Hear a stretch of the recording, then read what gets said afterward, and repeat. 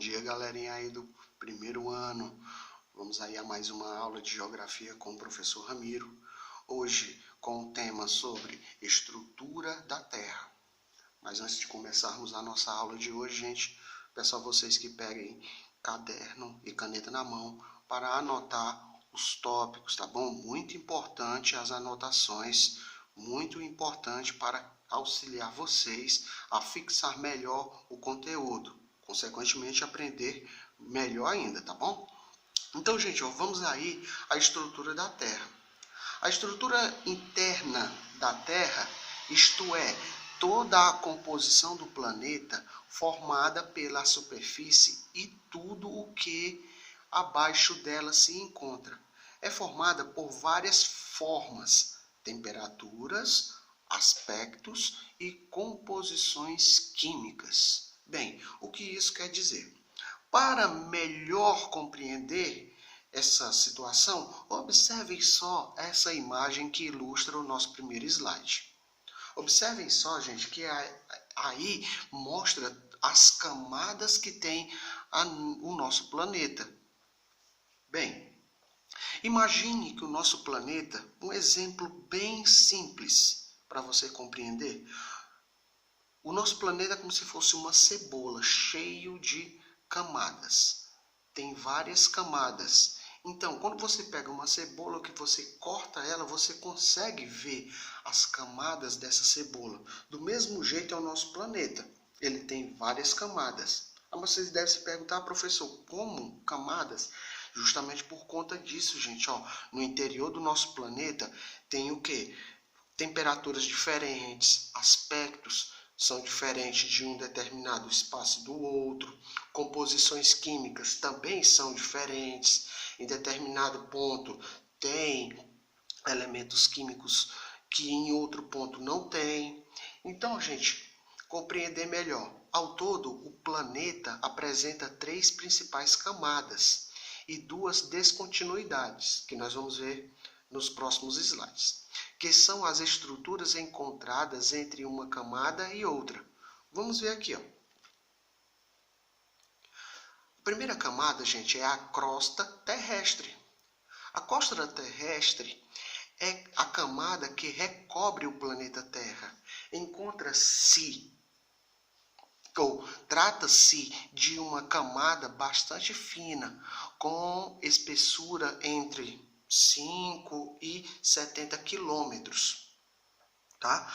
Apesar de fina, a crosta é subdividida, ou seja, a crosta terrestre ela é dividida em 2 camadas, composta por diferentes materiais, crosta superior e inferior. A crosta superior ela é composta principalmente por silício e alumínio, por isso recebe o nome de cial. Trata-se da camada com a qual os seres humanos possuem maior contato, por ser onde ocorre boa parte das atividades biológicas e as formas de relevo. A crosta inferior, por sua vez, é composta principalmente de silício e magnésio, por isso é chamada de cima. Não esqueçam de anotar, gente, tá?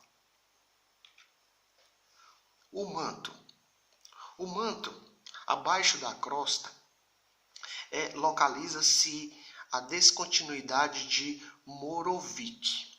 Essa descontinuidade marca a divisão entre a crosta, que é constituída por rochas maciças, e o manto, formado por magma. O manto se estende entre aproximadamente 30 quilômetros e 2.900 quilômetros de profundidade. O magma é composto por silicatos de ferro e magnésio.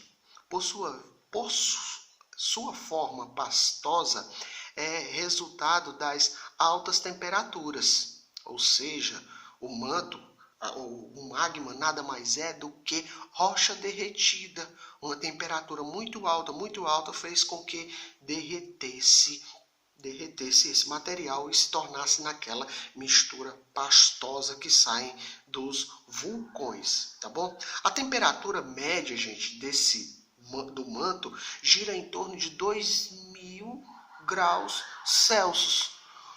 Por ser pastoso, o magma está em constante movimentação, ou seja, o magma ele é uma substância pastosa e ele se movimenta. E essa movimentação é responsável pelo deslocamento das placas tectônicas. Placas tectônicas que é assunto de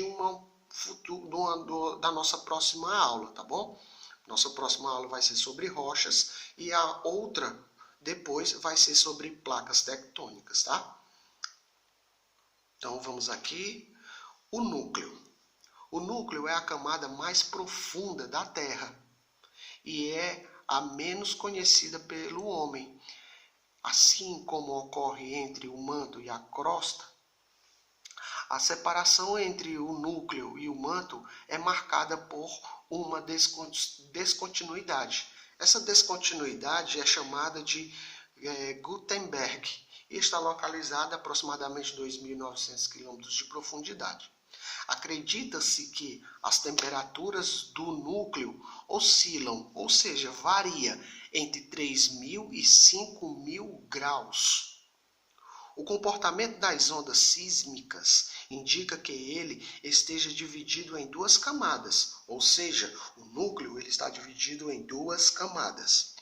A camada externa, que possui 2.200 km de espessura e deve ser formada por ferro e níquel em estado líquido. Já a camada interna do núcleo, com 1.200 km de espessura, é formada por ferro e níquel em estado sólido, devido à alta pressão exercida sobre ele.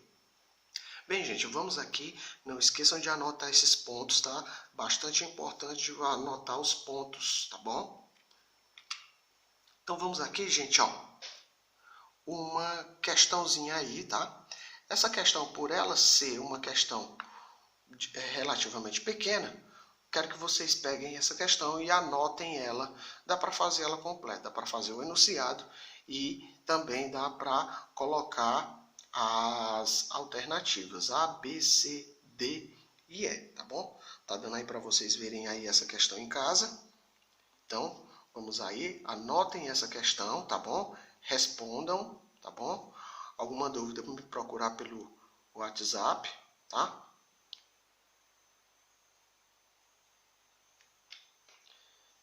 Temos essa próxima questão. Também essa questão aí dá para vocês copiarem, não é uma questão tão grande, dá para vocês copiarem aí no caderninho de vocês sem nenhum problema, tá bom?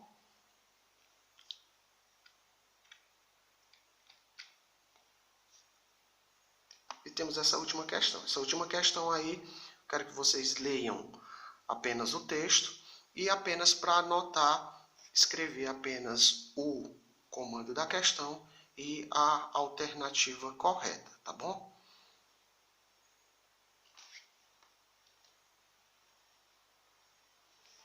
Então, gente, essa foi mais uma aula de geografia. Espero que vocês tenham compreendido o conteúdo, tá?